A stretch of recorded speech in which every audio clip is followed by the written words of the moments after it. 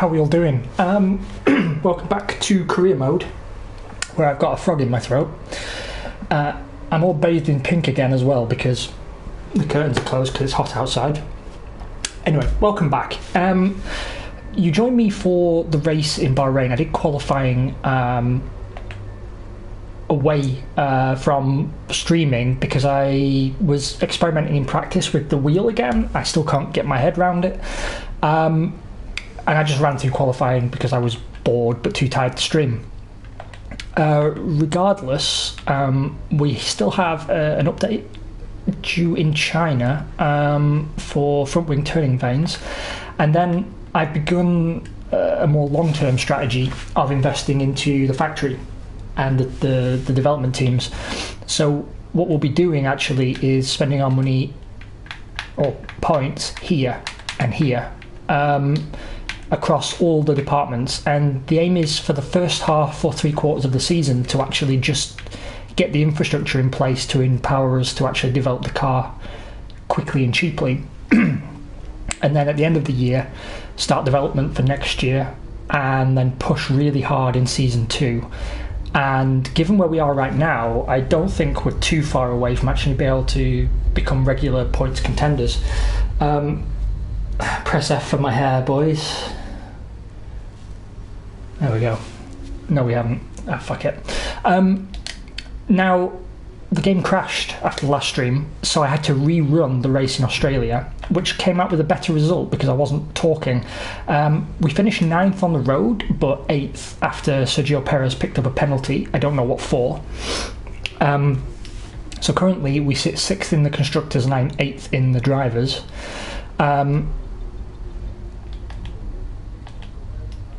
There was something else I was going to mention, but I've forgotten what it was. Regardless, the good news is in qualifying we actually made it into Q3 for the first time, and we will be starting pre-application of any penalties. We'll be starting in 9th. So I will let Crofty do his thing, and we will crack on. So we've got quite a bit to talk about actually. Come on, Crofty.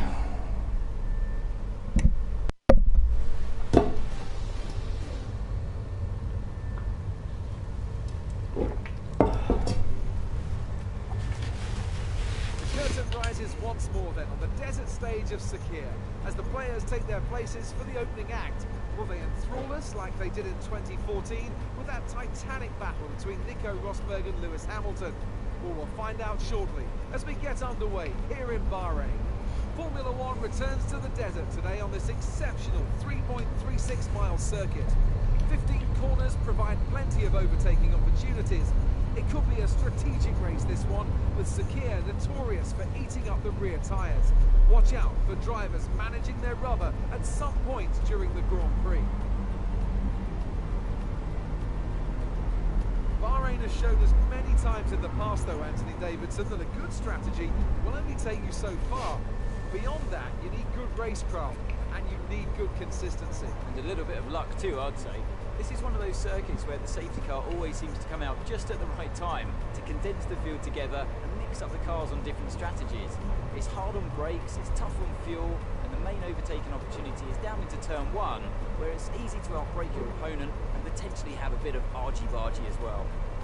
It's time to see how our drivers are stacking up after yesterday's exciting qualifying session. Sebastian Vettel will start on pole.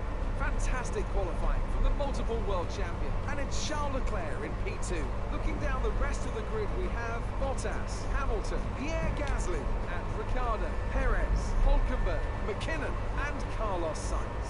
Stroll, Magnussen, Roman Grosjean, and Norris, Butler, Faber, Alexander Albon, and Kimi Räikkönen. Russell and Max Verstappen completes the grid. And now it's time to head down to the track. So we'll be starting 9th, which obviously best qualifying of the year. Points finished last race. Let's aim to keep the momentum going. I have a choice of 2 stops or 2 stops.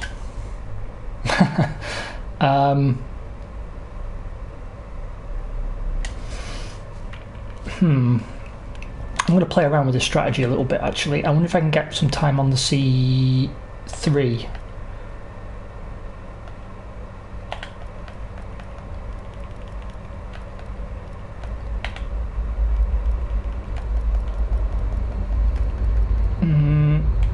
No, that's not going to work.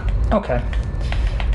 Then we will stick with the recommended strategy. My tyre management in this game isn't as good as it's historically been, but I think I should still be okay, and we can always switch it on the fly.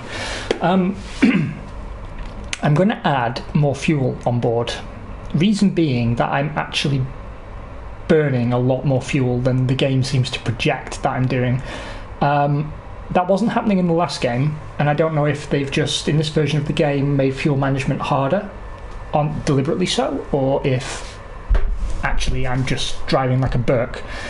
Either is possible.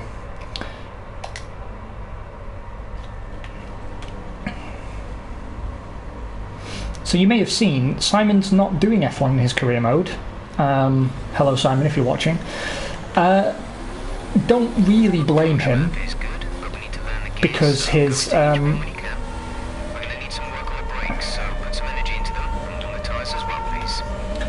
because he quite rightly points out that the game's a bit of a mess right now. It crashes far too often, unacceptably often actually. I've never had this many crashes even on my underpowered PC with previous versions of the game.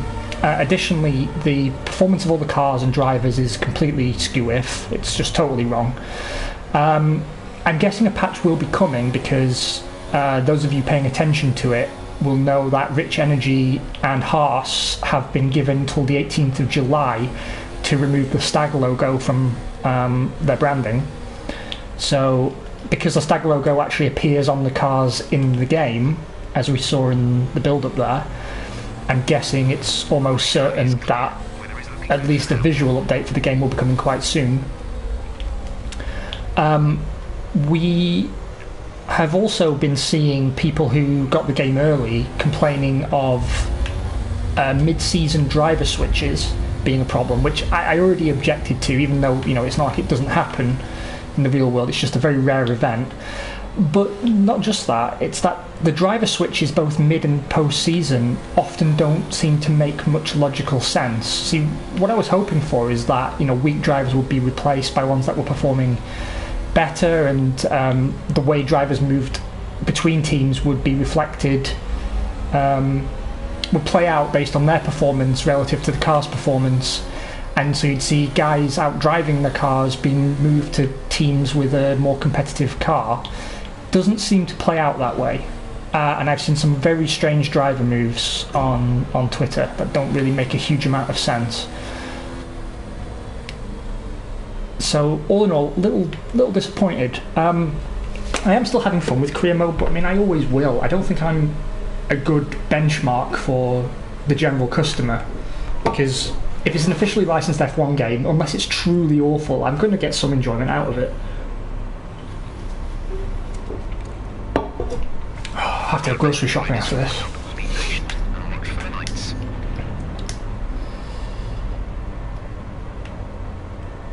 Right.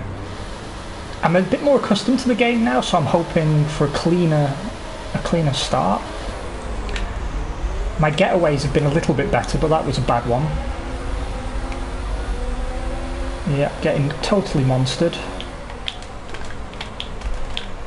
I'm going to follow Norris and Weber through. Don't you turn in on me, you little... Okay, nice move around the outside of Magnussen, tuck in behind Weber.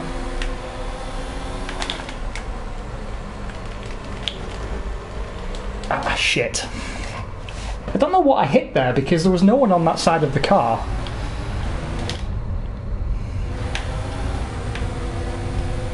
Let's see what we can do here.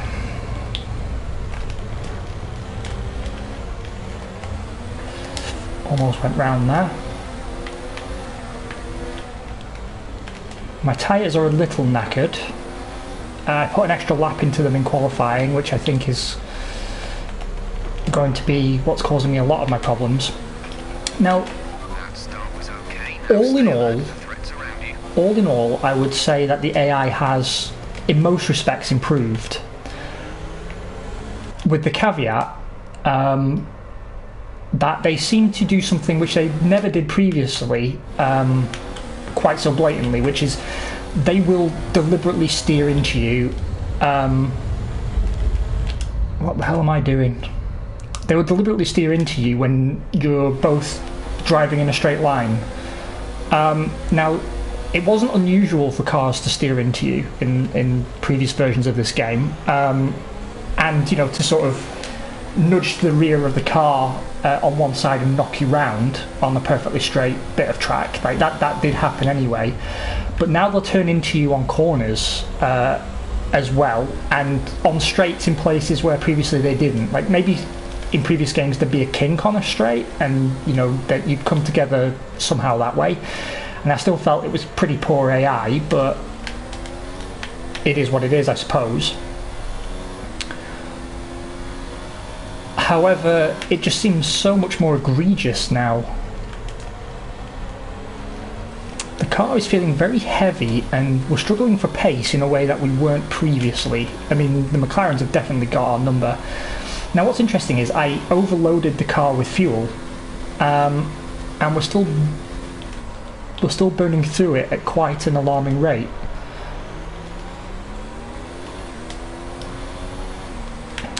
The car seems to bog down out of corners. The other cars seem a lot more nimble and quick on their feet.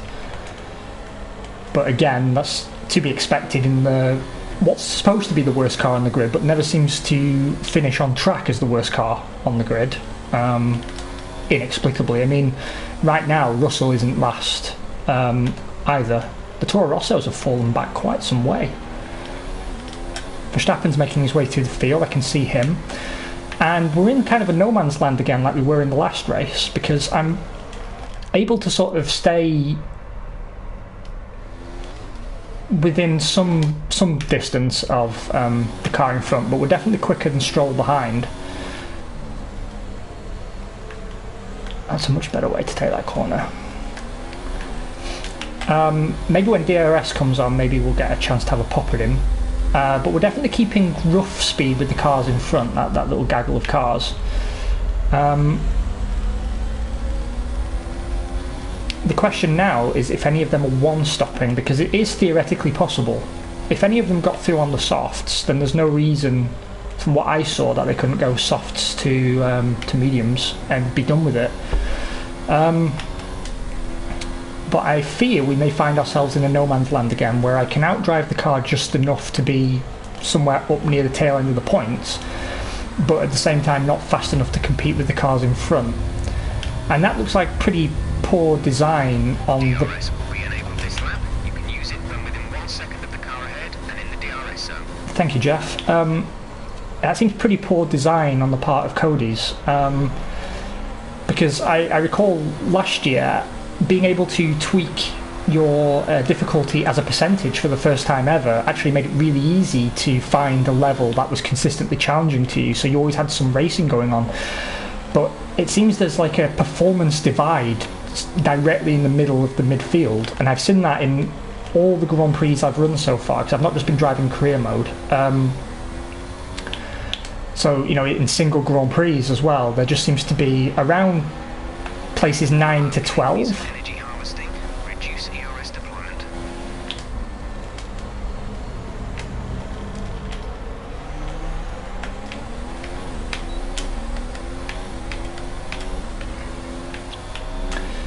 I was a bit too aggressive with my ERS there.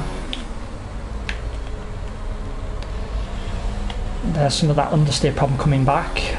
It's costing me time, not as much as it would have done in previous games, I find, actually, because I was aware in last year's version of the game that understeering, particularly at Bahrain, in those corners, the cars in front would just disappear from sight completely. I mean, I know he's got away from me there, it was because I rode the curb a little too long. The curbs, particularly here, don't feel as dusty and slippery as they did before. But I agree with Simon's analysis, actually, that the multiplayer cars have way too much grip. We're not going to be able to run in this engine mode much longer. We're about a lap over target. Drop down to mix too soon. Seems I can be a bit later on the brakes than the McLarens, which is something.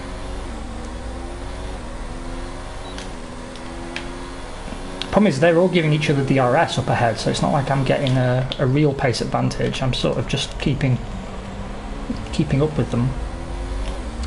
I won't complain because it is helping me stay ahead of Weber, who's Weber's got past, I think it was Stroll, and is cutting his way up to join me.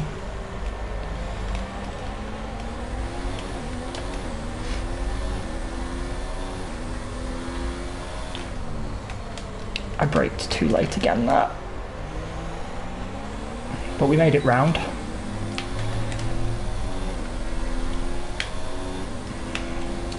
I've been experimenting with tweaking my brake bias because you see all the professionals doing it, and I'm guessing they don't just do it to show off. There must be some performance advantage to it. I haven't quite found the methodology yet, but messing with the diff and the brake bias as the car unloads fuel is a way to keep your handling and tyre wear consistent.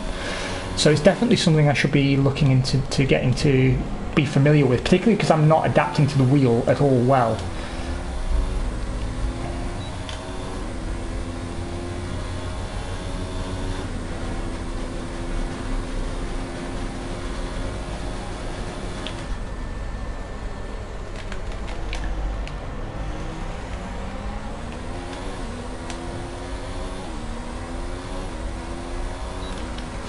I just don't think I've got the pace to actually get by Norris, because I can get up to him in the corners, and then I feel like I have to be later on the power than him, and I think that might just be enough to keep him safe. But hopefully there's some attrition and we can sneak a point if a car ahead drops out. I'd be quite happy with a 10th, to be honest, given where the car is relative to everybody else. Because unlike George Russell, I am actually affected by the car's stats.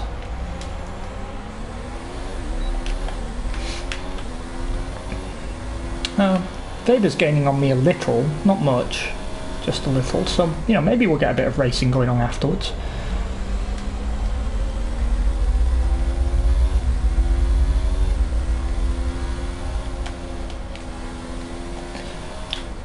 The car's almost at that sweet spot with the fuel levels where I can actually take that corner without having to brake. I just need to lift, and you can actually gain a lot of time there relative to the AI, I find.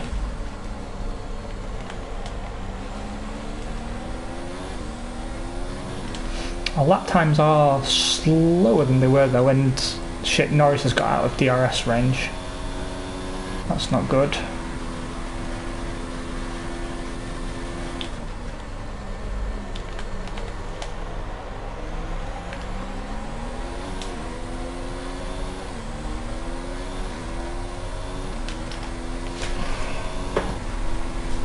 I shut up now since no one's on the stream yet, and I'm gonna try and close that gap to be back into DRS range with him, because we need that tow certainly to stop us from falling back into the clutches of that Alpha.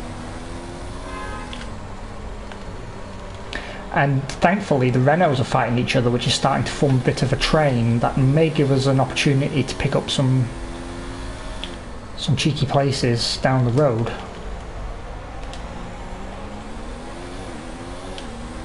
I have to say the reliability of the AI cars has got a lot better in this version of the game as well. Like, I'm seeing far fewer retirements than I was.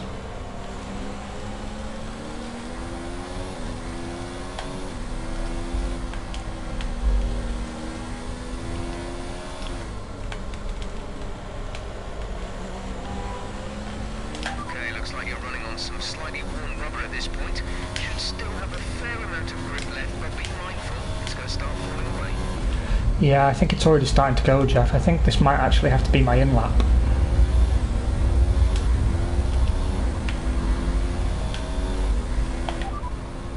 Box this lap.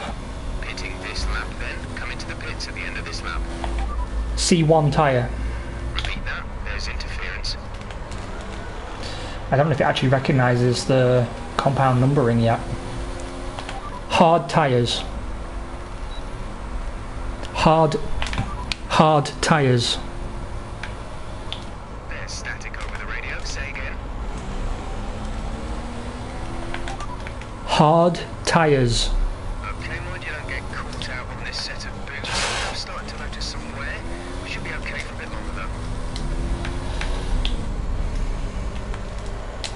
I have to set it manually. I'm pitting way earlier than the game wanted me to. But hopefully I pit, get some clean air, and things work out alright.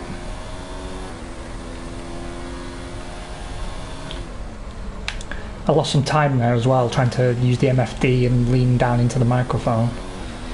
But the tyres have definitely got to a point where I'm not comfortable on them. And it's costing me time to the cars in front that are on fresher rubber, so I don't see the point in staying out and just gradually falling back into Verstappen's clutches.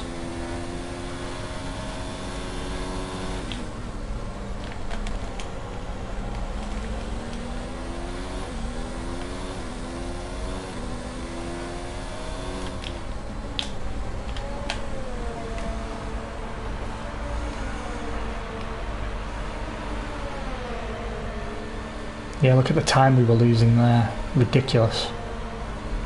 Redonkulous. Release. Stroll's pitted as well, actually. Or he's just that slow. Okay, stay clear of the white line on the exit. Somehow Russell's actually running where the Williams should be running, so that's something. I'm not going to let him through because I need to make these tyres work now, and I am almost certainly faster than him.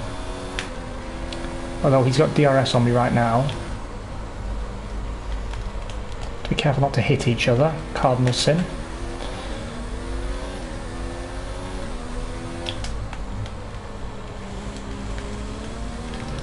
These tyres are definitely not as fast as a fresh set of the others, of course, but hopefully the extra time on track and the clean air I'm getting now will allow me to make best use of them. And if I can make them last long enough, you know, there's no reason why I couldn't switch back to soft compound tyres at the end, which is what I was aiming for, but the game told me it was impossible.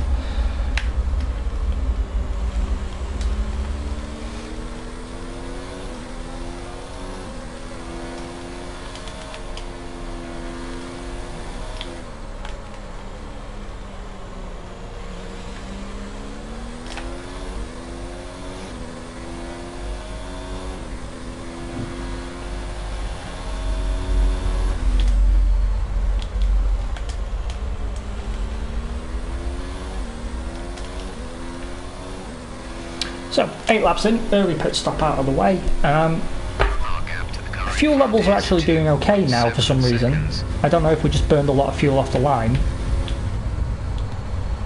But I did put quite a lot of extra in. Our braking distances are a lot greater on these tyres, so that's something I'm going to have to get used to, because it's going to cost us a lot of time if I don't. Russell with the DRS again.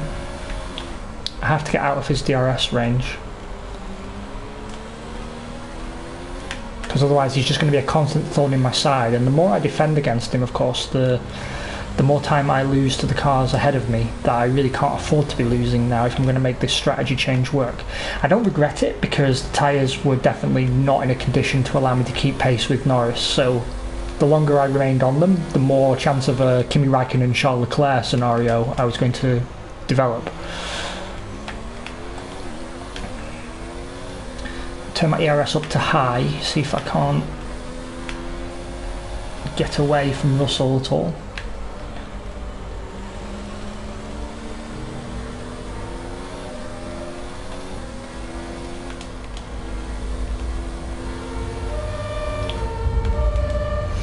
Don't know what's happened to Stroll's pace. They have an issue with their car. They're going to be slow.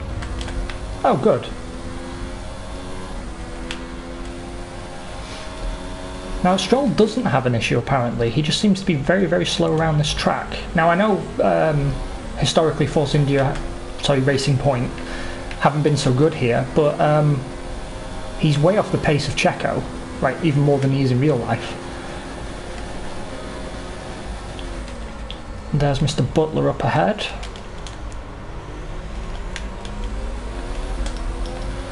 And that's Stroll cleared. Great manoeuvre. You made it look easy. And I've got DRS to get away from him. and hopefully Russell can follow me through. That would be good. Start dragging George up with us.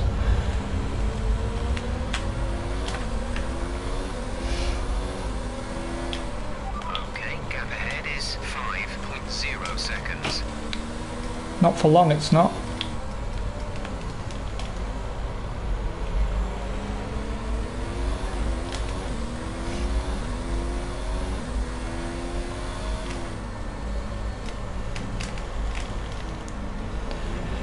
Oh, ahoy there, Skipper.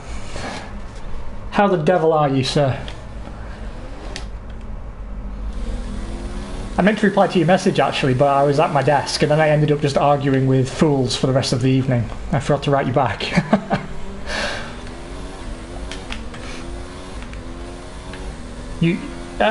Pretty good. Very, very hot, and I have to go grocery shopping after my stream, but that aside, can't really complain.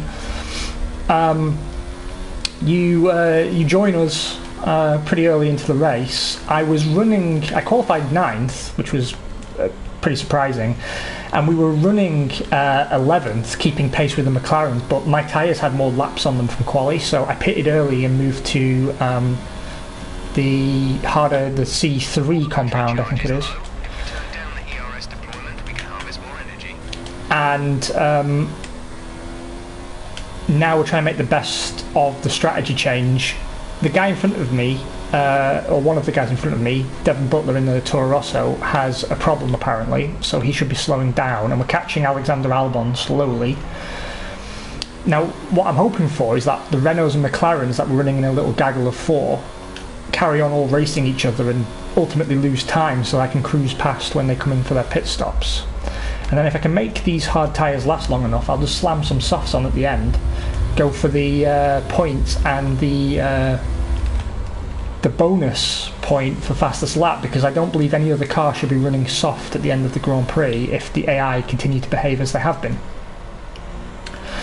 What you missed mostly was me complaining about a lot of what I'm seeing in other people's career mode playthroughs. Yeah, I know it sounds ridiculous, but the car actually seems to be a little overpowered. It's still bottom of the charts according to the game, but I will say, like, categorically, I struggled way more with the Alfa Romeo in the last version of the game than I'm struggling with this car. I've tested one or two others now, and this car definitely understeers worse than all the others, but I mean, not unmanageably slow. I have a theory about how to do that. It seems that it looks like there could be an option to turn off multiplayer cars, which I guess allows you to run like classic cars or 2019 cars or whatever, but we still have to run it as like a league. It's very, very odd. I'm complaining a lot about this version of the game. I'm still enjoying career mode, but I'm being very picky. A lot of what I'm seeing is really odd as well. As I was saying at the start, I was really excited about the driver changes, but I think it's stupid that they happen frequently mid-season. And also, my thought was that when a driver is on good form, that he would move to a team that has a better car, but from what I've seen from people's screenshots on Twitter and watching other people's career modes, that is not the case at all, and you see some really wacky driver movements that don't really make a lot of sense. And I don't know if that's a good thing or not, really, because I mean, for me, I want kind of the authentic immersion of being able to get through multiple seasons and have the game remain fresh and interesting. So I guess there has to be some low percentage chance of, you know, some backmarker team turning it round over 5 seasons and signing big names, but it seems to be happening within the first season. And you get, I mean, I've even seen stuff like what was it, Hamilton to Red Bull, which, I mean, I know is technically possible, but I mean, it's not exactly in Red Bull's nature, is it? What I do like though is apparently drivers can retire, but I'm guessing no more than 2 drivers will retire, because I don't see them putting the F2 drivers in. I think the only extra drivers you get are the German and the prick.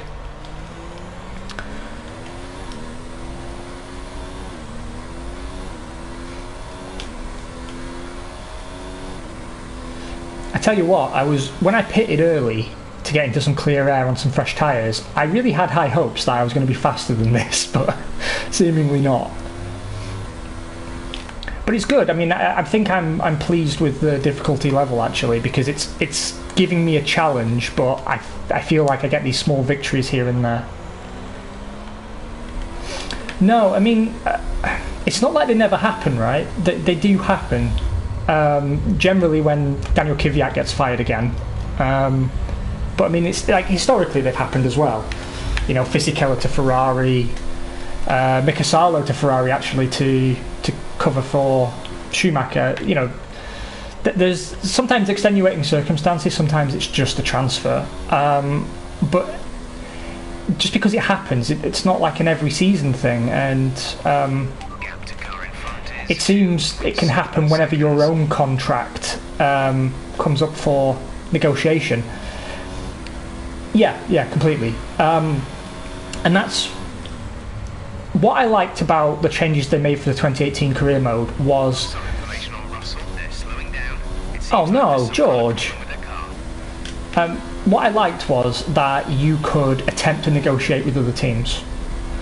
I still think it's a bit unrealistic that you could just lower your terms massively, overpromise on your goals, and just get a Ferrari deal. Like, that to me seems really stupid, and I don't think they fixed it.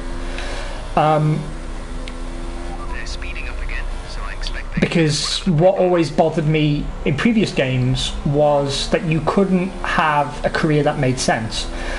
Because in 2017, for example, and 2016 as well, I think, no, maybe just 2017, you had the R&D tree, but you only ever got 4 offers, and one was always from the team you were currently with, and the offers you got were promotions based on where teams were at the start of the game.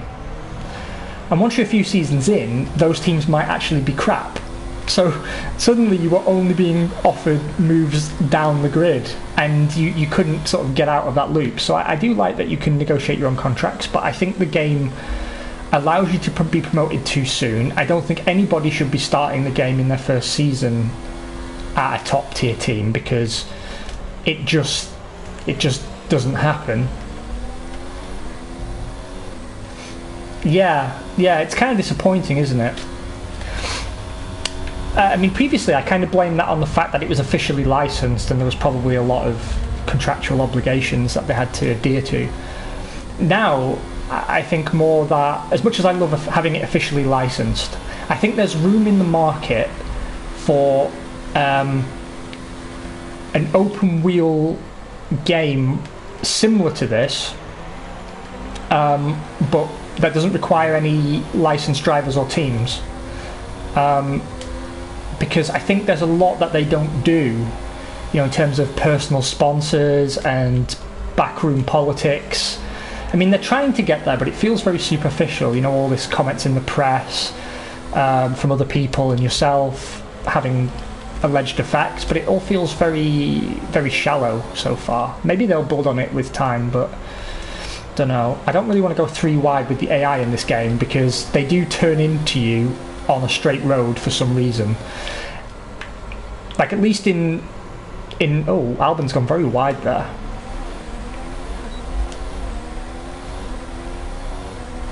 Yeah, because I mean, I think particularly most long-term fans of the sport, that is what they want. Yeah. You see what I did there? I cut the corner deliberately because I knew he was not going to yield the line to me, even though I was alongside him.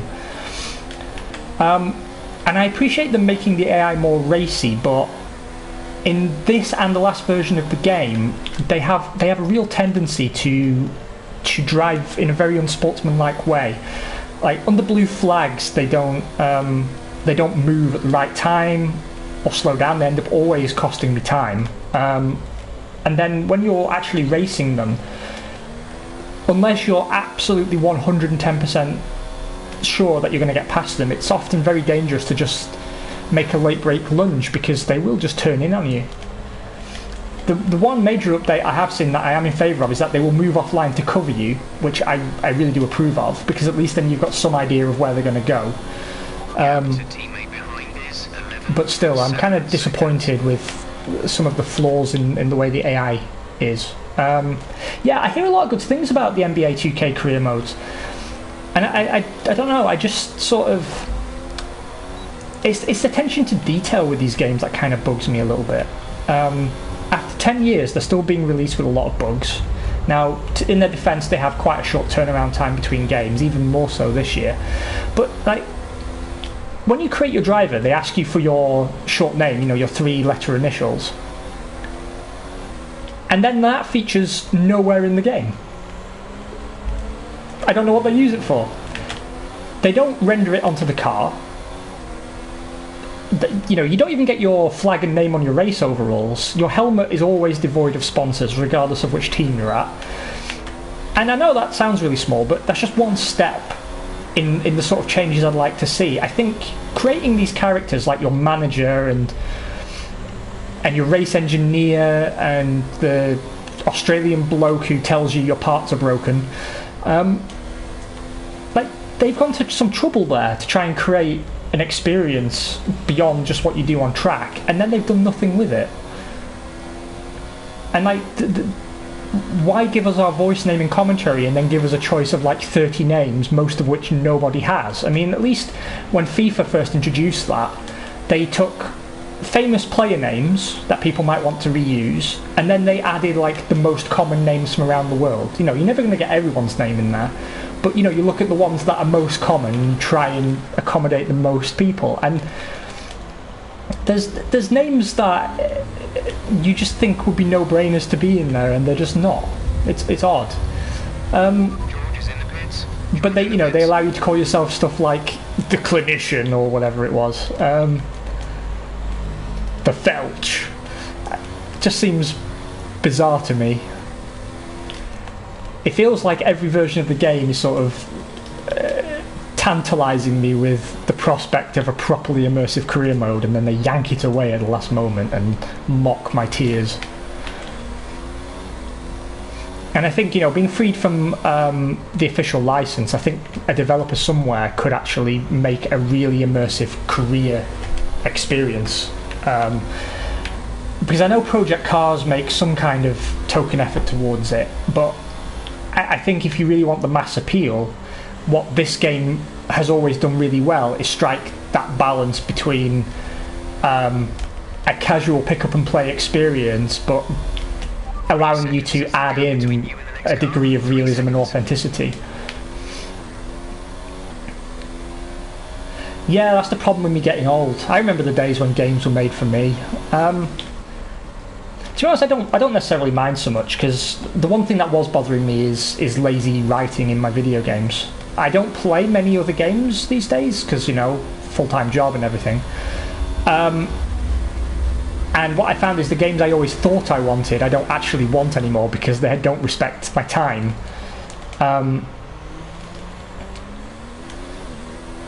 Yeah, I think that's quite a good point, actually. I don't think there's another racing, like authentic racing game that carries the same appeal. I mean, obviously you've got stuff like Mario Kart or Crash Team Racing or whatever that probably has a broader appeal, at least as a drunken party game. Still, I'm prepared to give them the benefit of the doubt. I kind of want to see how the updates pan out and whether they release more DLC now they've got a store for cosmetics and things. I'm curious to see what they add to the game.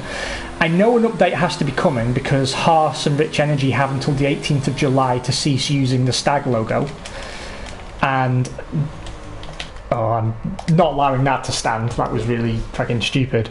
So I'm guessing they have to release at least a visual update, just to make sure that stag logo isn't there, and people are being very clear about what the bugs with the game are, so hopefully they're working on addressing the most serious ones. It's making me feel very ambivalent, this version of the game, and it's the first one that I don't feel comfortable recommending straight out of the box.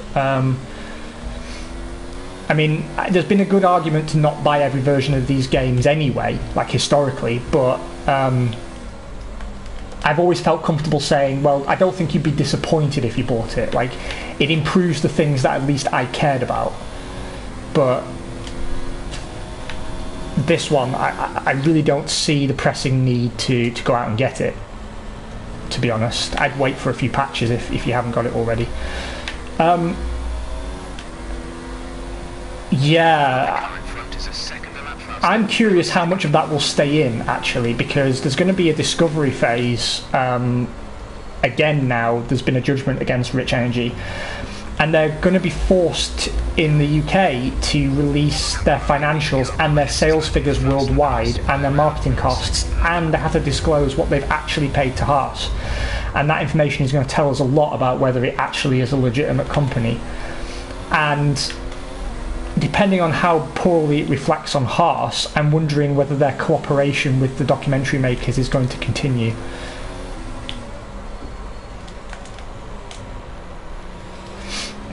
No, me neither. Simon and I are joking on the Failcast, but I'm actually thinking of doing it now.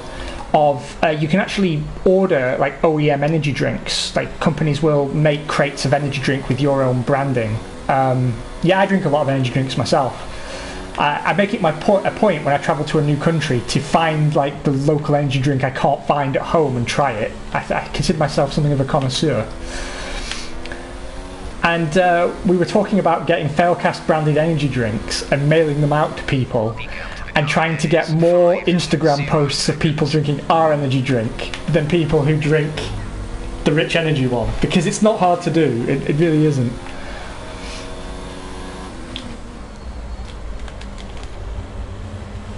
We were talking about having branded cans, one per driver, sour grape flavour for Simon, and I would have failberry maybe.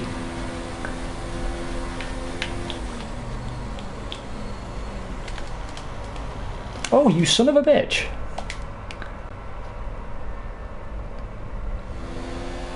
I will take some degree of responsibility for that collision there, because maybe I was a bit optimistic, but he took a very odd line through that corner.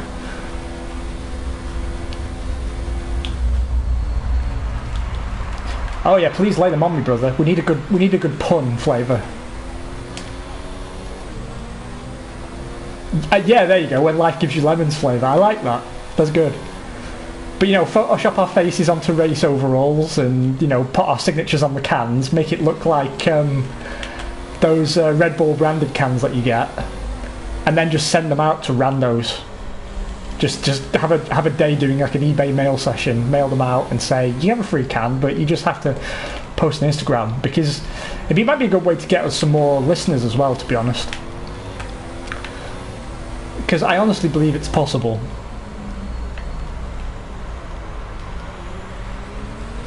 Speaking of Haas, actually, it's a good chance to talk about them, because I don't know if they've changed their livery from their launch spec, because I did not like the launch spec livery, but the cars are looking a little better on TV at the moment, so that's one thing. But what the hell is going on?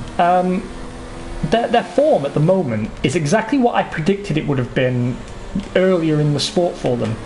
So in a sense, I'm not surprised, because my prediction for Haas was always that they'd end up like HRT, lacking performance and not really able to understand why or address it, because they weren't building their own car.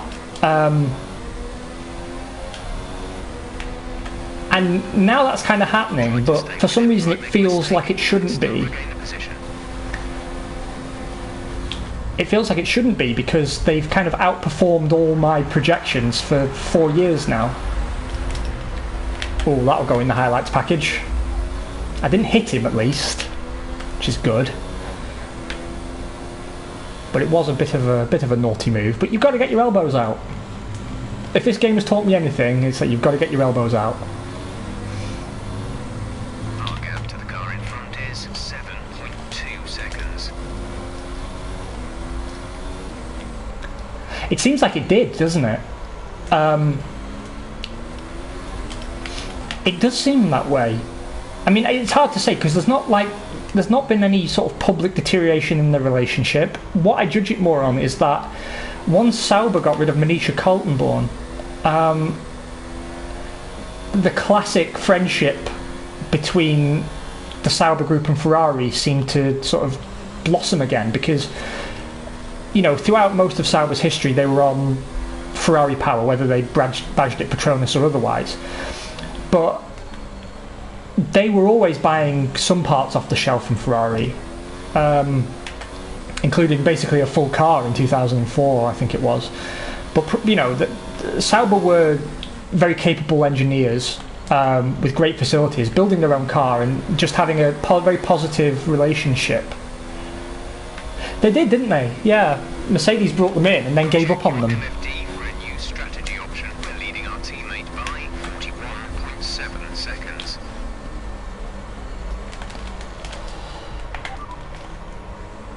Keep current. Copy that.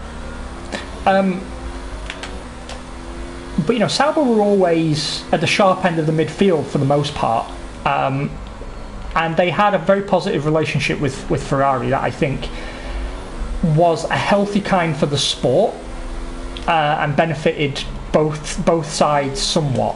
And then things kind of fell apart under Manisha, and I was never totally clear on the reasons why. I mean, I know the BMW deal probably dumped some water on it as well, but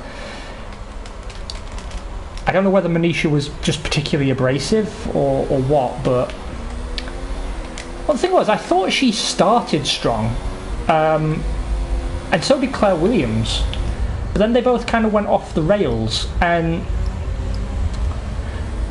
something they both have in common is they've made decisions. I'm going to tread very carefully here on the political correctness tightrope. They both started to make decisions for what seemed like political reasons. Whether, God damn it. Yeah, it could also have been coasted on the inheritance. Yeah, exactly. I think that's a fair point. But if you look at them, they both took on female development drivers whose record did not warrant it. And I think rarely do the skills of a lawyer transfer well into the world of sport.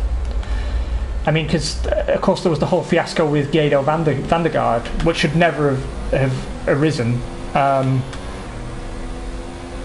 and she ended up losing on anyway. So I don't know. She just struck me as not necessarily making decisions in the sporting interest of the team, and the same has kind of come around with Claire Williams. Because I mean, initially Claire Williams was always like, I don't want to talk about being a woman in motorsport. I don't think it's relevant. It's actually an annoying interview question, and I always respected her for that, because I think most people who object to feminism in sport are not against women in sport. They're just against it being a factor that people have to immediately applaud. It's like, you're not unwelcome, but we still want to see competitive sporting on our TV. And that's why I was always annoyed that really good female drivers that I have a lot of respect for weren't getting the same shots. It was always the marketable ones. Susie Wolff, because of her relationship with Toto Wolff. And again, I don't want to have any disrespect for Susie Wolff. I think she's doing quite a good job at Venturi in Formula E, actually, but she had a motorsport record that did not warrant a place anywhere near Formula One. Whereas if you look at people like Danica Patrick, you look at that also didn't hurt. Good point. Oh god, what was her name? She Danica Patrick had a great deal of experience in single-seaters. I think she was worth a punt. But there's another driver I'm thinking of, and she's on the tip of my tongue.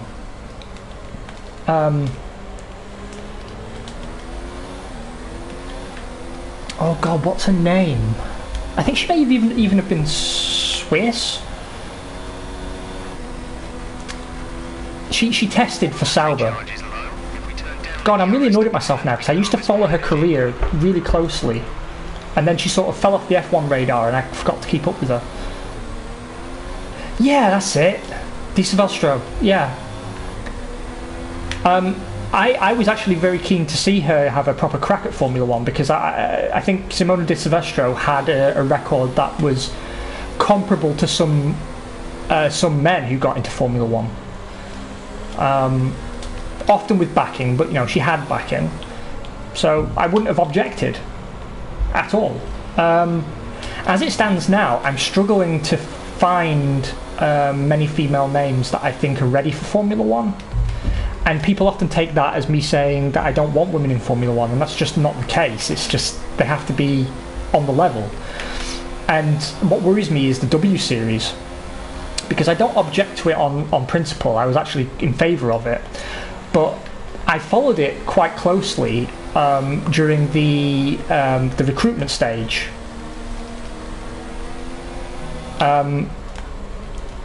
When I was reading the comments that the judges were making, and they were talking in language that they would never ever use to describe men, ever. And it was very much like everyone's a winner and you're all so brave, and it's like, no, you're racing, you're racers, that's what you're there to do. It's not brave in the true sense of the word. It's what you're pursuing, what you want to do. You are racers at the end of the day. Like to a layman on the street, it's brave. You know, motorsport comes with inherent danger, but setting yourself up against other racing drivers when you are a racing driver is not especially brave. It's just what you do. And you know, they were talking in terms of the drivers having excelled in some way. When you look at the lap times, and none of them were especially stellar. I just sort of thought, you're just handling them with kid gloves, and I think that's disrespectful to the women that are taking part. I thought the racing was pretty good, but just why do we have to coddle them? I don't know. I've never truly got it. Having a bit of midfield fun here today. Racing the horses, racing Kimi Räikkönen, who's going to turn in on me again. Yes, he did.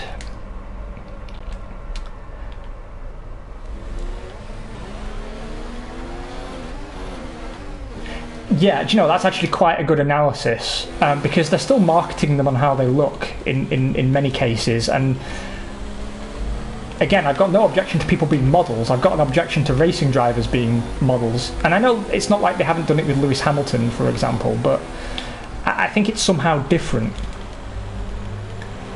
Because, you know, Lewis Hamilton wouldn't be in that seat if he couldn't drive.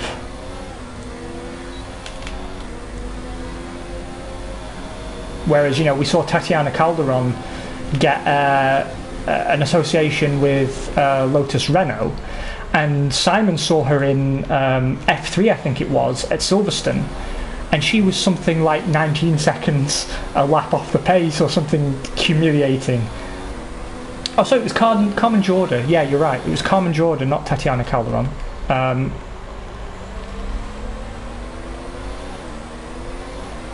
I mean, it's just mad to me. It's just mad.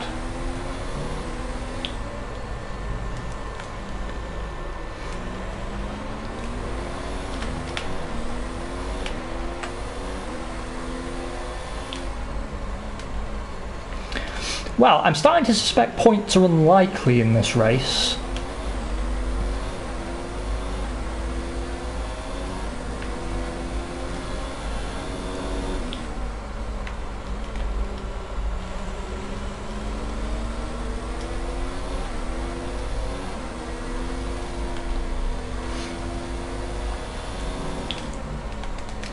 But now I'm concentrating again. I can maybe scrap it out with Räikkönen again.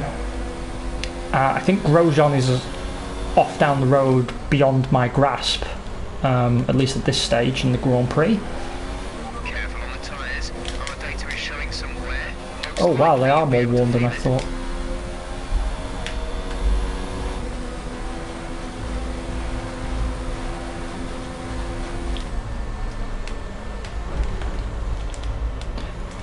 Now, did you hear that noise? That was him turning into me when I was on the racing line, and I was not going to evaporate into dust.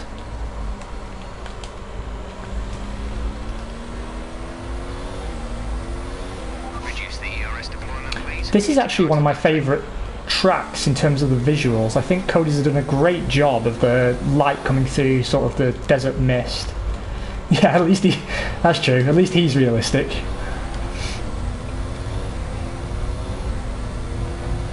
Fuel management's going a lot better than I predicted it would.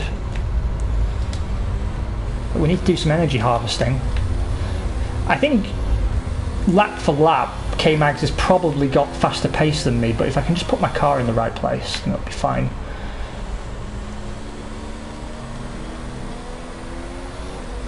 I really, given how well I qualified, I really flattered myself that points were pretty much a shoo-in here, but it seems not, because once I saw that the McLaren's and Renaults had managed to pit and were still miles ahead of me, it showed that I lost far too much time battling George Russell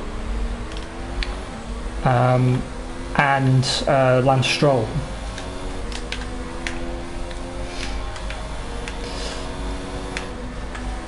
Oh, Weber, we meet again.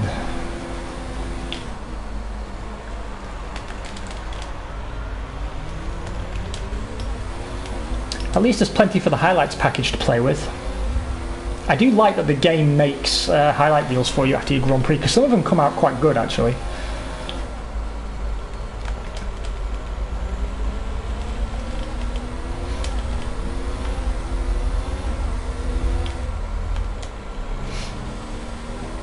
And it is actually a bit more possible in this game to rubber band, which I approve of.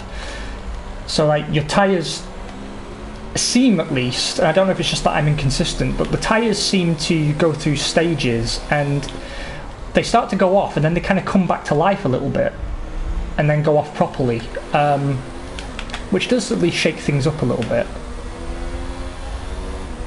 Raikkonen's having a stonking race as well, because he actually qualified like 19th. I don't know if you saw that, but K-Max tried to ram me into the barrier. I'm hoping he got wing damage because he deserves it. Okay, gap ahead is 2.1 seconds.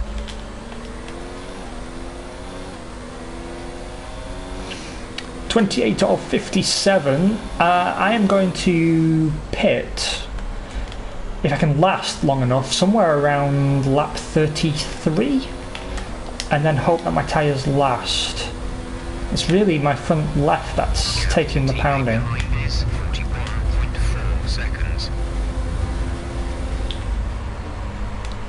I moved in to cover the inside. This way you can't just drive into me. And now he's got to deal with Weber on the corner exit. That might give me a little bit of breathing room.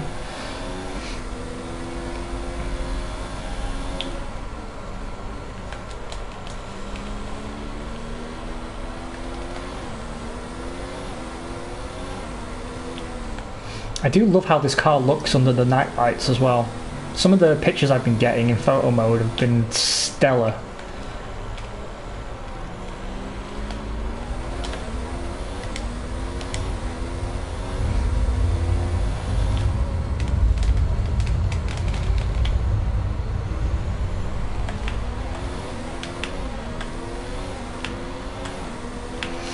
Yeah, he's going to get me here. I think me and K-Mags would make quite a good team, to be honest. I wonder where he ends up next season.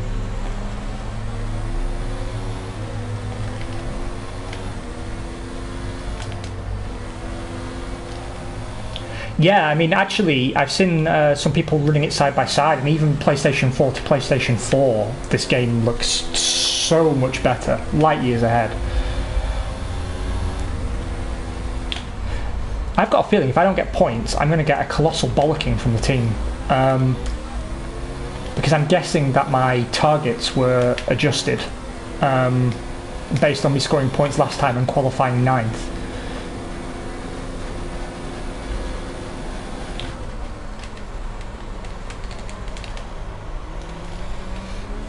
Still going too wide at that corner.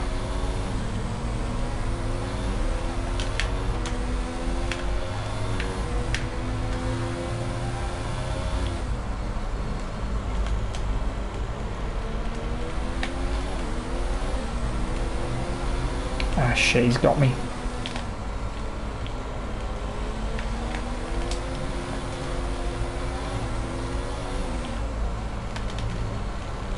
Feel a bit sorry for K-Mags now. Fought him so hard and now Weber's got both of us.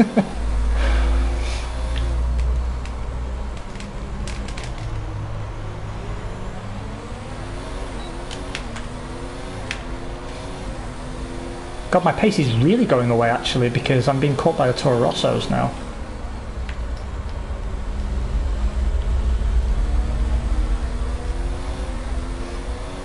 Problem is, it's too early to pit. I don't want to pit 3 times. That would definitely ruin the Grand Prix.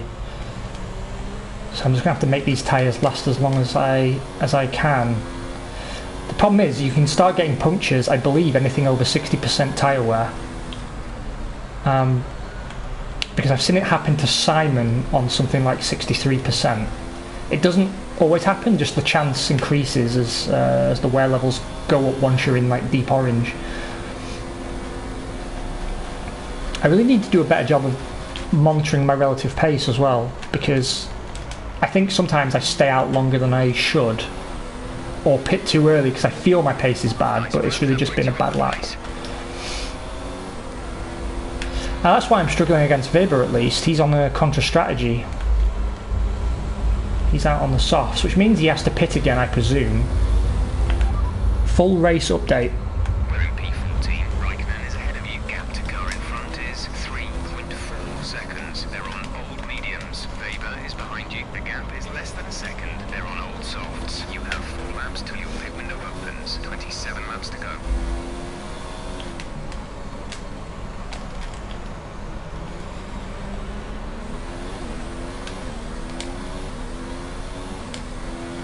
Well, at least my tyre temperatures are good this Grand Prix. That's something we can be happy about.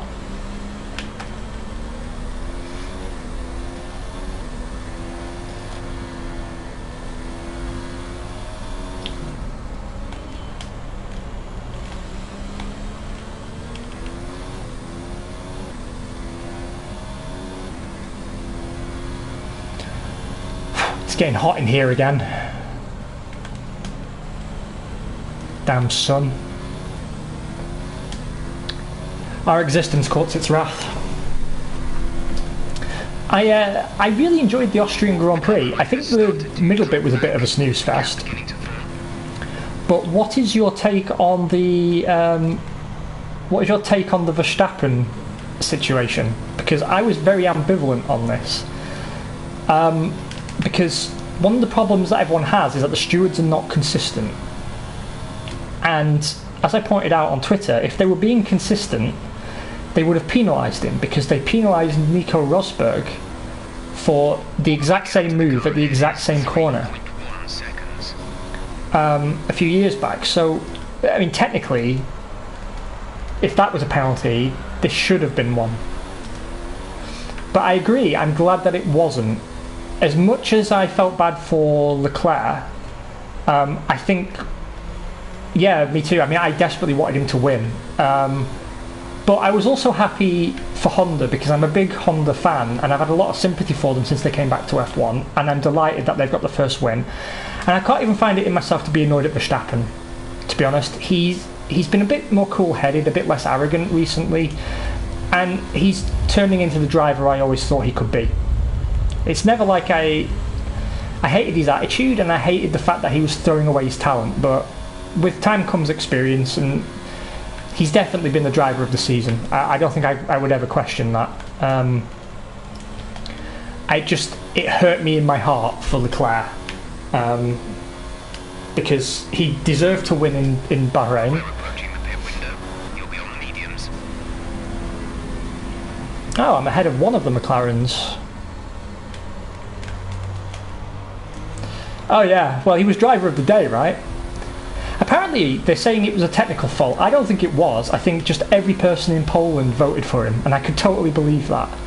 Because didn't they announce that the driver of the day was actually won by someone else in the end? I forget who it was, but I mean there was a lot to choose from, to be honest, because Norris I think had a great Grand Prix.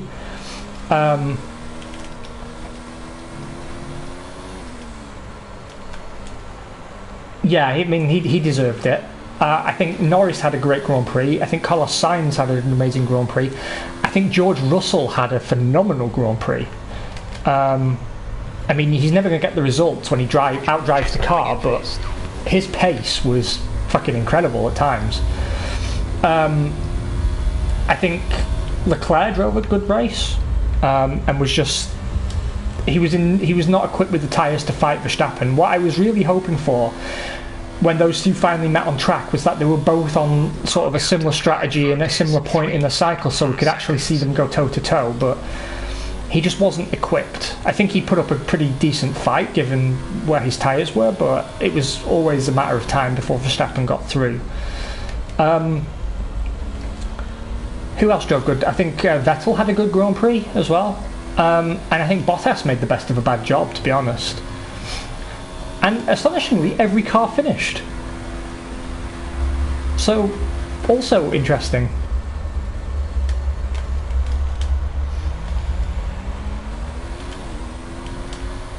I mean, Giovinazzi and Raikkonen had good Grand Prix as well. I'm struggling really to find anyone who, as a driver, just failed, because, I mean, Grosjean and Magnussen had a bad time, but that's evidently down to the car. Kubica didn't drive any worse than usual. I think the Toro Rossos had some bad luck here and there, but I don't think they really fucked up anything. I suppose Gasly, if I had to find someone to criticise, it would be Gasly, because I think the gap to Verstappen is getting too big too consistently, and just when it looked like he was starting to find his feet, it's gone again. And it's getting hard to justify him remaining with the team at this point.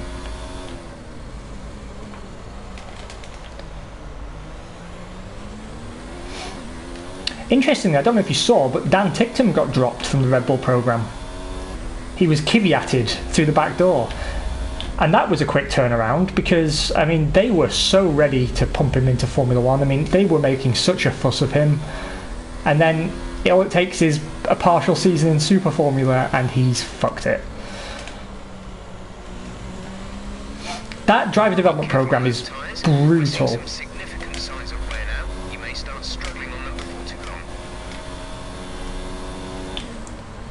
Yeah, possibly. I mean, I have heard he at least used to be a bit of a dick.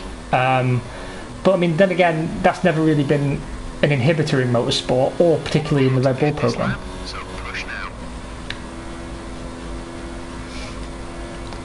It's hard to push when fuel is marginal, the tyres are fucked, and the ERS is barely charged, but alright, Jeff, I'll do what I can.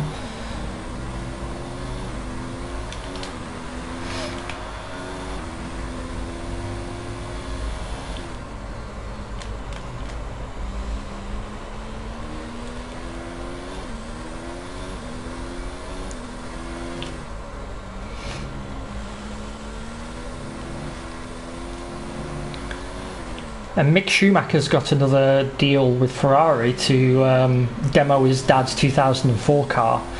So I'm still waiting for them to find an excuse to stick him in Alfa Romeo. I'm honestly already predicting him to be Kimi Raikkonen's replacement.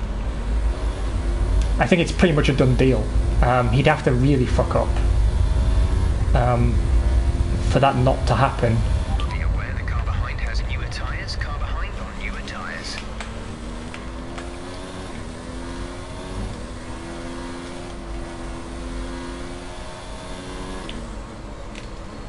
Yeah, I mean, he got his first point, but you could argue it's maybe been a little bit long coming, and yeah, it does. But I mean, surely that's got to be his last year. I mean, he's retiring like 4 years after he should have done, based on his age, but it's good to see him go out on a high, actually. I was really worried that he'd go to Sauber and just be asleep like he was at most of his time at Ferrari, but I'm pleased that a driver I respect is going out at my favourite team with some credibility. Exit now. Yeah. I mean, I think they wouldn't get rid of him. Strategy complete. See No. these tyres through to the end. He comes with too much goodwill, and he's good for the brand. Blue flag.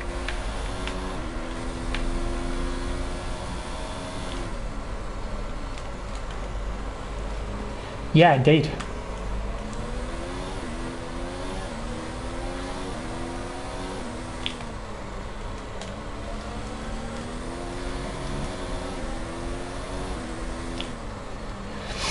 Merrickson was back in the Alfa Romeo yesterday doing some testing, which I was pleased to see. It's nice to see him back. I still feel there's a place for Merrickson somewhere on the grid. If only we had an 11th team.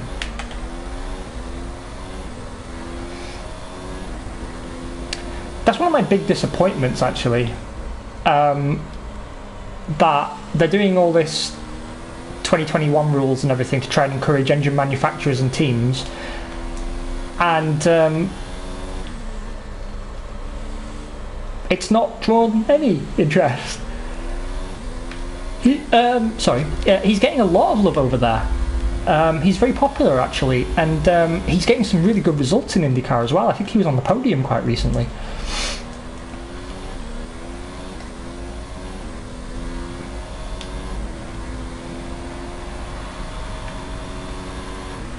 Okay, the gap behind is 1.5 seconds.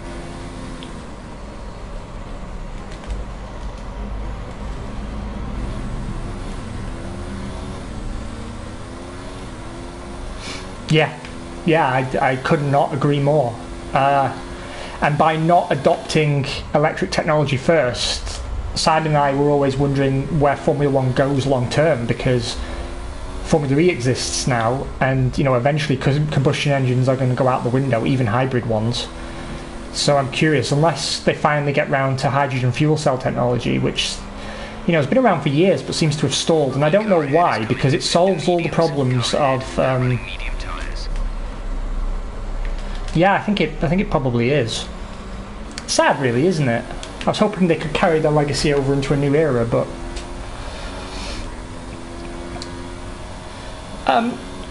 I wasn't paying attention, but has Raikkonen stopped again, or have I managed to stop and come out without losing any places?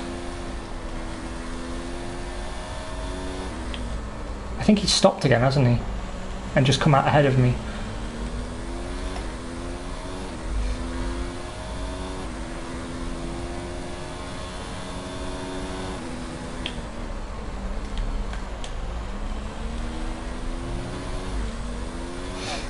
To be honest with you, I get this suspicion a lot of people around Formula One Okay, gap ahead didn't is 0 seconds. I don't think a lot of them expected Formula E to go the way it has. I can't help feeling a lot of them thought it's too early and that it will die out after a few years, and then Formula One can have the monopoly again and slowly move in that direction. Because I'll be honest, even I've been a fan since season 1, even I didn't see it growing quite the way it has. I mean, I thought, okay, over time it's been getting better and better, but I didn't expect them to have like a completely full grid with a waiting list of teams and maintain the closeness of racing that they've got with so much manufacturer involvement. Pro Cycling Manager. Yeah, I mean, I've seen it year on year, because I've been to every Berlin E-Prix save for one, and every year it's getting busier and busier. And this year was the first year it completely sold out, like super early as well. At previous years, there's always been like a handful of seats available on the day, but this year nothing. You couldn't even get the standing room only seat tickets. They were just not available, and so much money was kicking around in that paddock. So many big name companies. Like there was an Etihad Airways display and all kinds of things going on. It's a very impressive event, and they've managed to keep the ticket prices very, very reasonable. Their merchandise prices have started to get a bit wonky.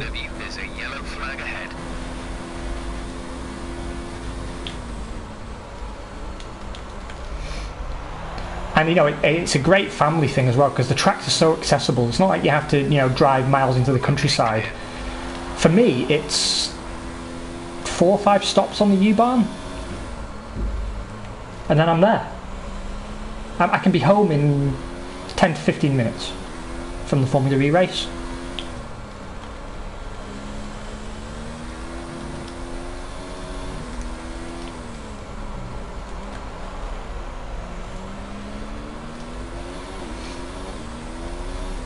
Yeah, exactly. And it's a lot easier to market. They just put some signs up on the signs of buses and. Okay, you're catching the car ahead, but remember we need to get to the end of the race on these tyres.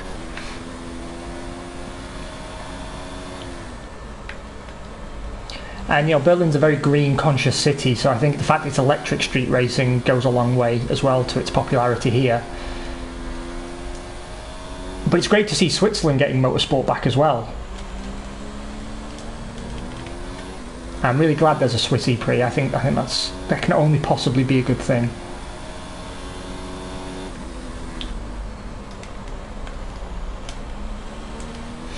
Yeah, some of the tracks are not the best. I actually think Berlin's one of the better ones, to be honest. And this year it was a bit more entertaining actually, because the surface is so variable at Berlin, because part of it's on the old runway, part of it's on the taxiway, and the apron, part of it is just track. And what I noticed for the first time this year is that these version 2 cars seem to struggle at the end of the start-finish straight to maintain grip and not lock up, and they were very unstable under braking there. And then it turns into that sweeping double left that quickly cuts right through the BMW tunnel, and that's actually a really great section of track because it allows overtaking, but you can see the skill that's required because all the cars are unstable going into it, so it was actually a very interesting place to sit.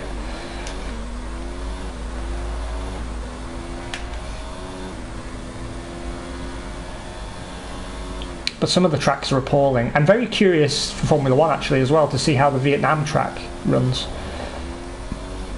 And the Dutch Grand Prix, because I really don't think that track is the best available choice for a Dutch Grand Prix. It just shows how desperate they are for the Verstappen dollars.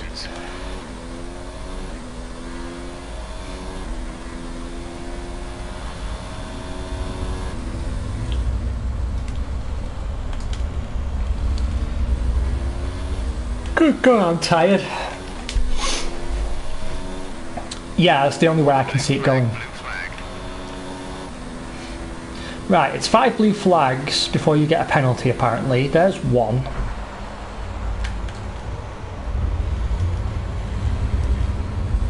I know, I'm one of the few people who still enjoys the Monaco Grand Prix.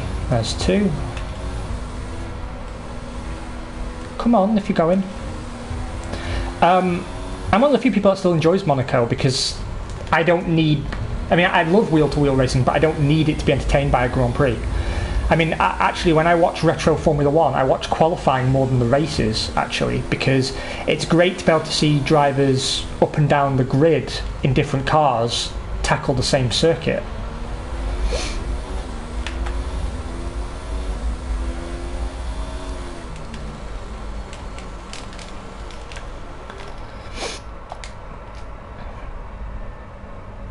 And I think I enjoy Monaco just because I know how hard it is for them to drive, and seeing them tackle it while attempting to race each other is still an impressive spectacle to me, especially now the cars are faster and fatter. Yeah, I think there's some truth to that. Although I actually love the Red Bull Ring. In the old 90s and early 2000s F1 games, that was the one track I was genuinely good at.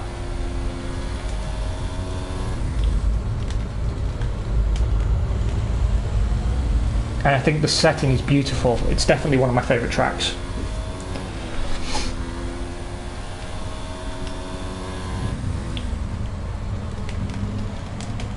My apologies, I keep yawning down the camera. I don't have a spare hand to cover my mouth. It's very bad manners. I was always crap at Imola, but I did love it as a circuit. But I understand why they got rid of it, because it was getting, as the cars got faster and faster and everything, it was getting very dangerous in places. I could kind of sympathise with why they did what they did. I'd love to see it come back with some adjustment, but I just know that they'd ruin it. Like, they ruin everything that they tweak.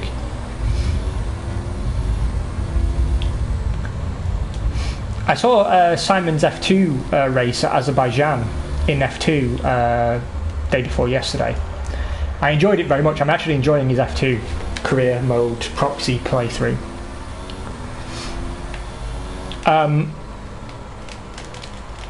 But he was complaining about Azerbaijan, and I have to say, like, in the games I'm quite good at it, so I kind of like it, but when I look at the Grand Prix, they just look like a fucking shit show, and it just makes me think that the track is not suited to Formula 1. No, he shouldn't. He should be banned for life.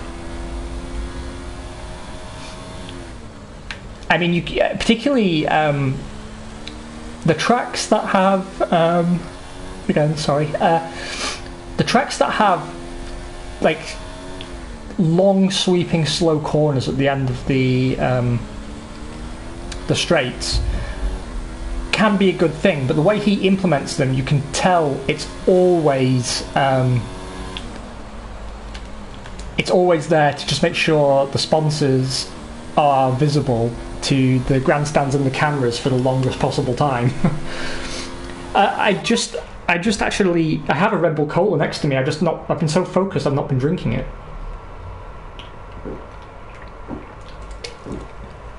But the pressure's been on a bit at work, and I've not been sleeping so good because of the weather. I'm hoping after I've done my grocery shopping this evening that I can just knock myself out. I've got some beer in the fridge. Maybe I'll just drink myself to sleep.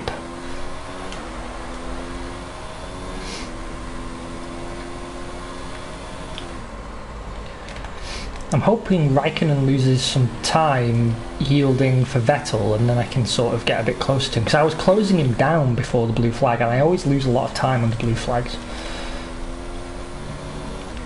Do you know what, as well? I'm really hungry for chicken chow mein.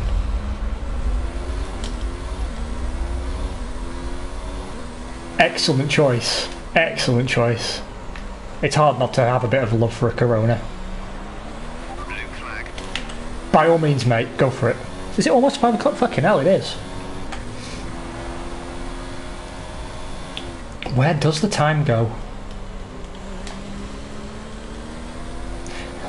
Today's flown by a little bit, actually, because I've spent most of the day being called a Nazi sympathiser. Just kept me nice and busy.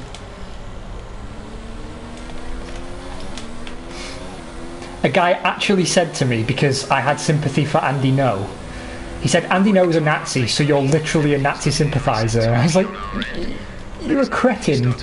That is not what a Nazi sympathiser is. It doesn't mean someone who has sympathy for an individual Nazi.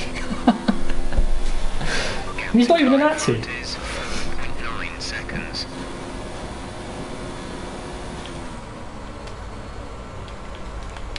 I tell you what, I do like the livery on this year's Ferrari. I think the matte red with the black actually works really well. Yeah. I mean, in the literal definition, yes, they are concentration camps, but the parallels that are being drawn are wildly inaccurate.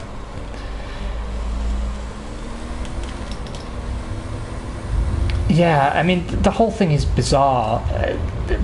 What's really telling, I think, is that you criticise violence and people just immediately assume that you're fine with violence from the other side. And I keep saying to people, like, look, literally all I'm saying is that in a democratic society, we shouldn't be hitting each other over the head with crowbars in the street. Children should be safe to walk the streets. Families should be able to go about their business. People should be able to get to work. We shouldn't be having masked fucking LARPers kicking people's heads in. I don't care what the politics are. That's the other thing as well. Like the way people want to restrict free speech and political freedoms and create laws that treat different groups differently under the law, and they don't realise that, you know, we learn throughout a long and bloody history why it's wrong to ever do that. But also the law works in precedents, and once you start setting precedents that this stuff is okay, then it becomes okay to do it to anybody, in theory. And I don't know, they're just...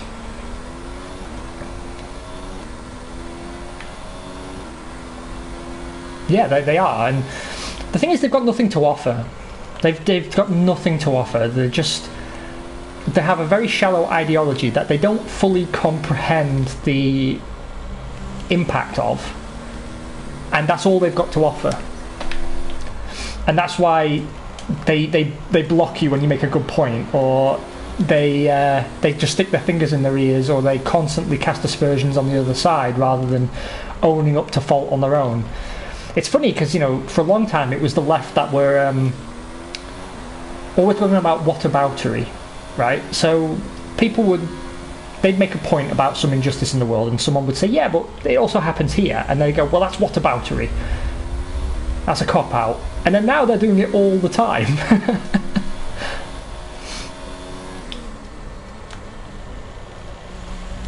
Yeah, I mean, don't get me wrong, like, I have a certain amount of sympathy for the people on both sides, because they tend to be quite young, and I know when I was young I was looking for some kind of sense of belonging, right? And for a long time I was a pretty authoritarian communist. I just didn't realise that I was, because in my mind, like, the ends justified the means, and I would say things like, well, we just need to redistribute wealth a bit better. And I wouldn't think about what I was saying anything more than that. It wouldn't dawn on me that what I was really saying is that under threat of violence, we will take money and goods away from other people. That's not how I saw it. I just wasn't seeing the reality of it. To me, it was just, well, surely everyone agrees that if there's enough money and food in the world, then no one should be starving. And I think everybody technically agrees with that. It's just, there's a right and a wrong way to try and get there. Yeah, I mean, that was a lesson. It just took me a long time to learn. And really, rather than politics, it was history that taught me that. And it's really something that I'm ashamed to say didn't hit me until sort of my late 20s, which I think makes me something of a late bloomer. But for all my faults, one of the things that I think is commendable about me is that I've always been inclined to steelman my opponents rather than strawman them, at least internally. And I've always been very quick to question my own reasoning. So what I tend to do when I'm forming my ideas, and I periodically test them as well, is to try and successfully attack my own ideas in my head. And if I can successfully critique my own idea, then it has to change. And I've tried repeating that process with other people, so trying to lead them down sort of a logic trail by asking questions and saying, okay, well, that's what you say, so what about this?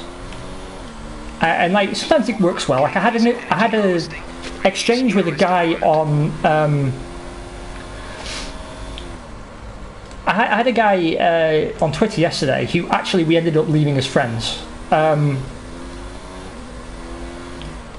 when, you know, he was talking in terms of, you know, Andy No being a fascist, and I was like, well, first of all, let's define fascist. And then he provided a definition of fascism, which was actually correct, I agreed with. And then he conceded, okay, well, maybe he doesn't actually meet the criteria of being a fascist. But most tellingly is I got him to concede that Antifa does. And in the end, he thanked me for calling him out on it. But people like that are so rare. And usually what happens is when you try and lead them to the same conclusions you reach through what seem to be sound means, but everyone's got their own biases, of course. Oh, shit. What tends to happen is that they just remain stubbornly blind to it, or they continually deflect by focusing on valid critiques of the other side rather than admitting any fault on their own side.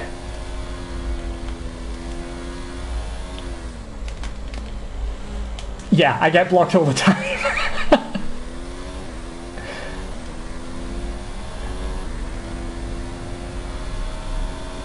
I get blocked all the time. Often I find I'm blocked from people I've never met because there's bots that block people based on things that they've said or people they've associated with. It's very interesting the number of people that are like your fascist friends, or they think I'm a member of the Proud Boys, or that I've voted Conservative, or I voted for Trump. Like the guy saying, "Oh, I bet you'll be at a Proud Boys march within a few months." It's like, well, first of all, there are no Proud Boys in Germany that I'm aware of. Secondly, I've never voted right of centre in my life. I'm actually a paid-up member of the SNP.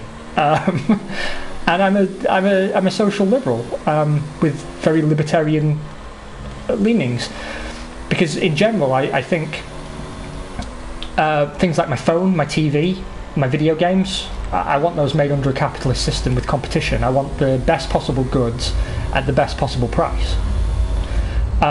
Where I sort of am a bit flexible in that is things like water and power, because as one of the few things Jeremy Corbyn has said that I could agree with is that when you change energy supplier, you're still getting the same energy down the same wires through the same infrastructure. You're still getting it from the national grid. You're just being sold it through a different third party that doesn't really need to be there. And I'm a big supporter of the NHS because that actually provides the best value per pound possible, because people think it's like an out-and-out socialist system, so there's fixed suppliers, but people tender for the supply. So you draw upon a capitalist market, but what you say is you give us the best possible price and then you have access to a market of 65 million people, but what you sell us has to work and it has to provide value for money for the taxpayer.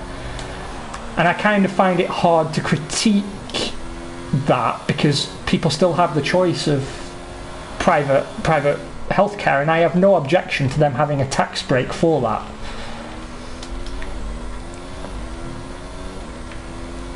Oh yeah, no one has an amazing experience. I think that's mostly down to staffing rather than the.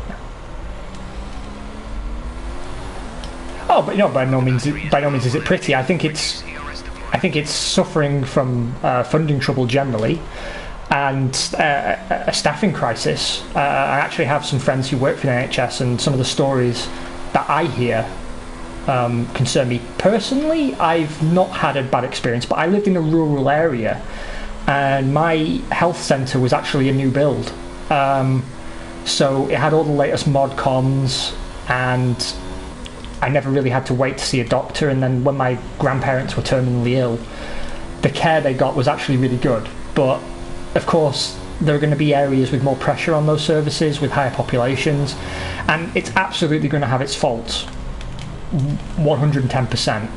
I just see the benefits of collective bargaining in that sense, because in the end drugs is drugs, right? I mean, when you buy branded paracetamol or unbranded paracetamol, you're still getting paracetamol.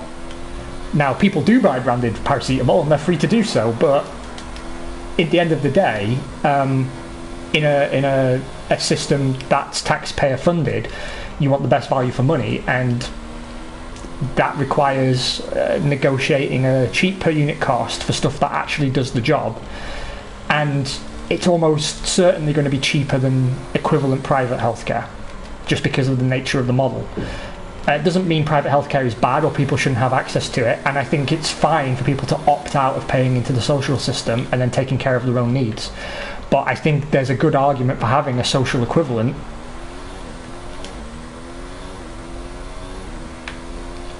So, I mean, again, it sounds a bit wishy-washy, but I'm very much in the middle ground, because people often think when I support the NHS that I oppose private healthcare. It's like, not at all.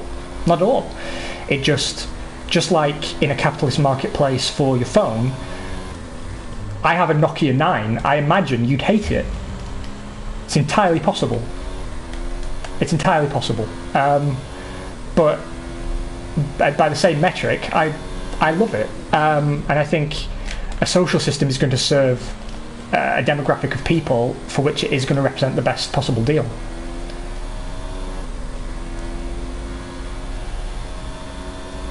Yeah, indeed. I mean, the other thing as well is that, I mean, I was alive when the railways were denationalised, and I remember, like, I was only small, but all the newspapers were constantly complaining about British Rail, and then we moved to the franchise system.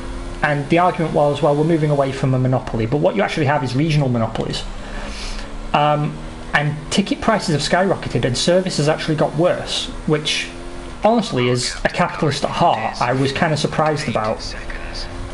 Because the infrastructure itself is still taxpayer supported, so Network Rail is still receiving, it's a private company that receives government funding to maintain the infrastructure, and then companies bid to run the train services in different regions on the rails. But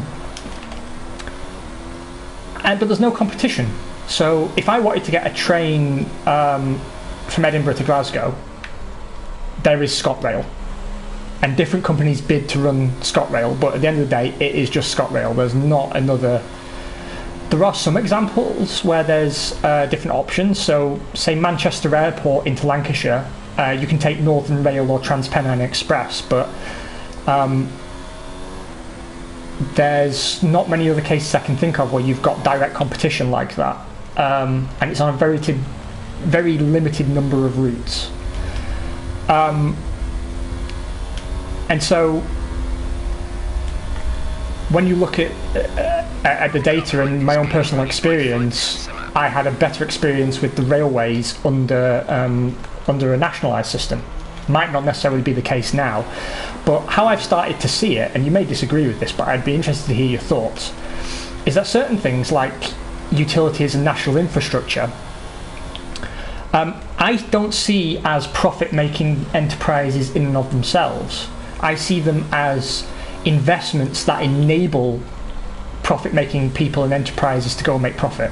Because don't get me wrong, I believe every enterprise to some extent should be profitable, because without that attitude, humanity will die out. You've got to be productive, and profitability and productivity go hand in hand. You have to be producing, and you have to be producing something of value to be profitable, and that's just a way of incentivizing people to spend time and resources on stuff that makes sense. So I'm all for the capitalist model, but there's certain things like power, water, the road networks, and arguably the railway system, that I think that these are sort of necessities where adding a middleman doesn't add value. It just adds an extra level of cost and bureaucracy, and people need roads and rail to get to work, to make money, so surely it makes sense to invest in these things so that we can compete. You have to get your exports to the ports, you have to have the infrastructure to get people, goods and whatever around the country in a way that maximises their ability to be productive. I mean, if you look at the prices for buses or trains in the UK now, it's such a huge amount of one's wages, and it's not like running a car is cheap either, that it stifles the labour market to a certain extent, but also the cost of goods must be going up through the fact that we have a very inefficient railway system. I don't see the system we have now working as ideally it should. I don't think I necessarily have the answers to that. I can more sort of just pick the problems out with it. There's people smarter and far more qualified than me that may have a better solution. And of course you always have legacy hangover problems, right? such as like the public transport system in London or the sewer system in London, being built for a much smaller population, and now the population's already in place, you can't evacuate them all to correct this problem, so it's something that's just going to snowball over time. Yeah, I mean, that's the one good thing about moving to Germany for me, actually, man. When I first moved here, at least, people rented rather than buying, and there's not really much of a borrowing culture, so I don't actually have any credit debt. I don't own a lot, but I tell you what, I sleep soundly at night compared to a lot of my friends. And it's hard for me to say, actually, and again, this is something that I'd like you to hear your view on. But to some extent, credit does drive the economy, but at the same time, I can't help but feel we'd all be better off if people avoided credit and lived a bit more responsibly and within their means. I mean, some amount of borrowing is reasonable, right? It's investing in yourself for the future, but I think like a lot of people are buried under very needless credit because they've got a fear of missing out or a need to keep up with people. I mean, people who buy their mobile phone on credit, I've never truly understood, because you end up overpaying for both your tariff and your phone, and by the time you've saved up the money to buy the phone, the next version will have come out and you'll be even more on the cutting edge. I mean, obviously that's not a permanent benefit, but regardless, I've always sort of thought it's a poor use of one's resources to overpay for something as trivial as that. But at the same time, particularly in the UK, you know, a lot of our economy is services, in particular financial services and credit. So I imagine that there's incentive for a wide range of people to keep pushing for people to borrow money that they just about struggle to pay back. I mean, all these issues are so freaking complicated as well anyway. I mean, like the move to universal credit. Yeah, particularly our generation, actually, because it was something I struggled with when I was very young. In my teenage years, I was really, really poor with money. I'm a lot more sensible now, and I feel a lot better for it. Oh, someone's having trouble up ahead. He's looking very slow.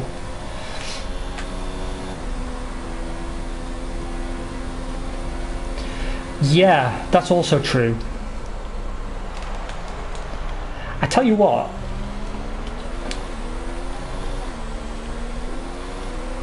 And again, I'm picking my words very carefully here because it's very easily for someone I cross on Twitter to take me out of context and get me fired from my job or whatever.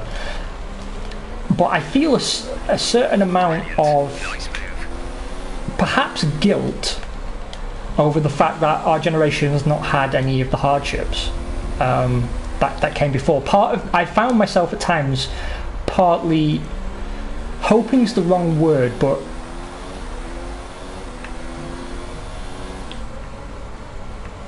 yeah, maybe we should actually. Well, actually, I took out insurance to cover me for things I say online, actually, because back in the day we were talking a lot of shit about Roman Grosjean, but you never know what you're going to say and someone could sue you for. So, but regardless, I'm sort of in awe of what the generations before us have done, and I kind of feel unworthy of having inherited the world they've built for us, and it fills me with despair to see people so ready to cast aside the lessons that people have died to learn. And it's not like they're not well-meaning. I mean, I think a lot of them are not like malicious or complete ideologues. I think a lot of people just started from a position of fairly goodwill, and then just they all kind of encouraged each other on, and things just, as they do, spiraled out of control, and then before you know it, water is racist. Milk is an ethno-bleach, you know. It just tends to spiral in an echo chamber. But the thing is, I just kind of... It sounds a little fascistic. That's my concern, but a lot of people were talking about the citizenship has to be earned model, like in Starship Troopers. And I find myself finding it difficult to make an argument against it, because on what basis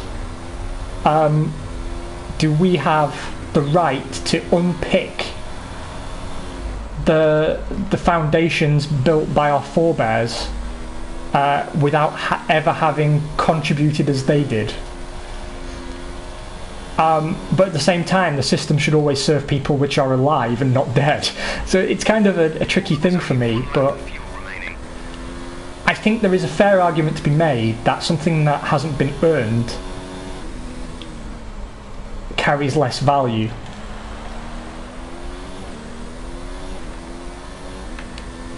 Yeah, and I don't necessarily mean it has to be a military contribution.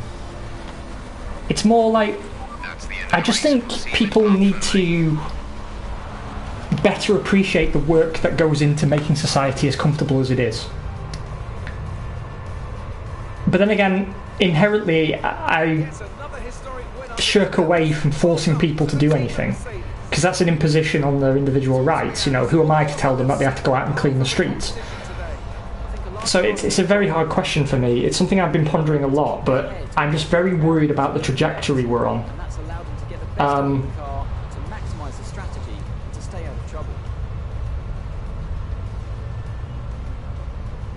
Now that is something that's going to keep me awake tonight pondering. That's actually a really interesting question.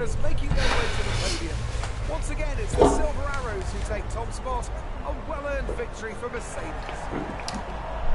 Yeah, I do. I think that's quite a thought-provoking point you've made there.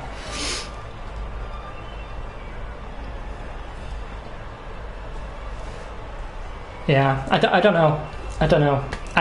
My views have been in flux for a few years now, because I'm trying my absolute hardest to not get ensconced into an ideological prison, and I'm trying to give the devil his due and consider both sides reasonably, or in some cases more than both sides. You know, everything's got multiple facets to it. My go-to would be a driver who's managed to pull off an especially impressive feat during the race. However, in this instance, I was more impressed by Max Verstappen's solid, clean driving throughout the event. It's time to check out the constructors' standings. Mercedes can. That's true. I mean, I wonder how future generations will talk about us, actually. Because I guess in the moment, you don't realise you're making a lasting and impactful change on the world or society. You know, maybe you just vote on a small issue. That becomes something greater. It's hard to say, isn't it?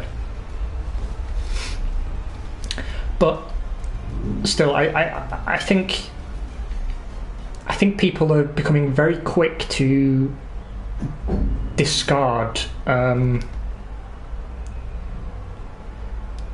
you know, though? I've not jumped on the bandwagon with the boomers, actually. Because I think it's because actually my dad is kind of a pretty reasonable bloke, actually, and he's the only boomer that I regularly interact with. So yeah, also you've got to have some perspective, right? But I think he has a tendency, like a lot of older people do, to use terminology that maybe causes people to wrinkle their nose these days. But if you just scratch below that veneer, he's not saying anything unreasonable. Yeah, precisely. I mean, all this stuff about, you know, banning Little House on the Prairie is just completely blows my mind. And once you start burning books, then you really are in the fascist club, aren't you? I don't know. Yeah, I mean, that's the thing. People are always moving the goalposts, right? And I'm always in favour of innovation, but at the same time, it's kind of... I don't know, all these issues are so complicated. Anywho, that was a fascinating conversation. Yeah, same with mine, actually, I suspect. I tell you a little personal story, actually, before I sign off. Because I was doing my family history not too long ago, actually. I did genetic testing, but I also went through and did all the paper trail stuff to build a family tree back. And I was a little disappointed because on my direct line, like father to son and so on, it looked like my forebears didn't partake in any of the great conflicts, actually. I mean, my maternal grandfather kind of did, but he was driving a tank transporter, and he was never on the front line or anything. But the brothers of my paternal grandfather, they did quite a bit. They were Highland Light Infantry and Cameron Highlanders. But then it turned out that actually my dad came over and he brought some old paperwork with me, and there was a letter addressed to my paternal grandfather, and he was an engineer, and his skills were considered they disqualified him for service in some respect, like they had other uses for him. And apparently they sent him to India for 11 years and no one knows what he did. So my dad didn't see his dad for like close to 11 years. So I'm kind of curious now what he was doing. But yeah, little tidbit of knowledge there. The point is, like, I think everyone wants to feel like they do their bit, and I think it's become a lot easier for our generation to avoid doing their bit, or to do their bit in a way that doesn't yield immediately appreciable value. And some people reflect on that as I do, and maybe you do yourself, as a certain amount of self-criticism. Yeah, I'm sure it was a very complicated situation, actually. I would have no trouble believing it. A lot of the neutral countries and the resistance from countries that were occupied, those are the people that really fascinate me in World War history, actually.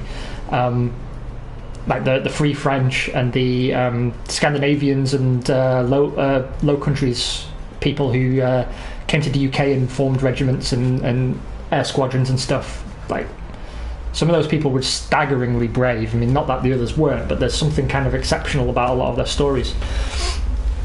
And no doubt people who were in occupied Europe, even if they were in somewhere neutral such as Switzerland, or somewhere that was, well, actually everywhere else was pretty much ensconced.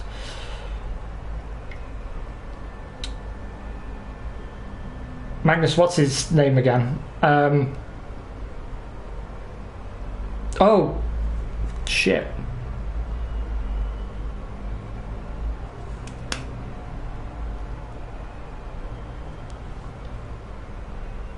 Yeah,